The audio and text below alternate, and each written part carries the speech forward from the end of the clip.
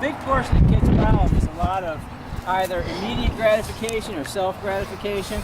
So he has a tendency to be a little bit less focused than he probably could be, which poses a problem because when you go to handle him physically, he has a tendency to act like a bee in front of a really succulent flower. It becomes kind of an annoyance because you can't get your hands on the dog.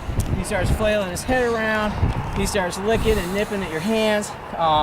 When you go to put a collar off or on, he has a tendency to, flail his head around and you can't touch him on the neck because he's pawing at you. Leave it. So what we've been practicing is just a simple stationary skill that I do with all the dogs. Out. Out means what you have, I want back. Leave it means what you want, you cannot have. Right now it's my hand.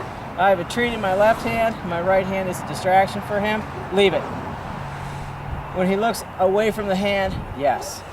And at me, I'm going to reward him for that because I want him to understand the presence of the hand does not necessarily mean to be overly aroused for any real purpose. You can see the buzzing. He's diving for the groin area, trying to suck into my stomach where he knows the treats are. And basically, I'm not going to reward that behavior. The problem is you have to be patient enough to wait these guys out. Very few people are. I want to give him a little bit of a leash nudge. Good. Now he's focusing on the hand. I just rewarded him inadvertently for the wrong behavior. So basically, we're going to go through a period of confusion before he gets it right. Good simply means keep going. Okay is the payoff. So when he's looking at me, I'm telling him this is what I want you to do. Keep doing it. And then when he's done it satisfactorily, I'll tell him okay and reward him for that. Hey. Yes. Nope. Yes. Nope. Yes. Nope. Yes. Okay. So that way he understands looking me in the eyes is more important than looking at my hand and looking where he thinks the treat is going to come from. Yes. Nope. Yes. Yes. Okay. And again, he's a clever dog. He's a very well-bred young lab from a very, very world-renowned, outstanding kennel that produces working dogs. So this should come as no surprise for him. And I would imagine somewhere in his past they had done some imprinting.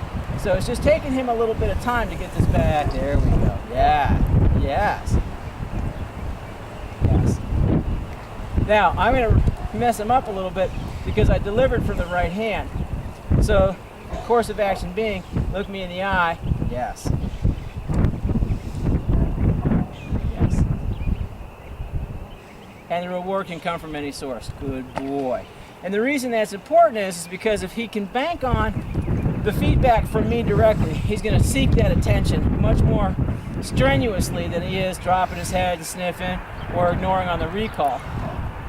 And although we have done some e-collar conditioning on this dog, and he is going home on an e-collar, basically it just acts as a prompt. It's not a punishment, just to keep his attention. Good boy. So now the trial is over.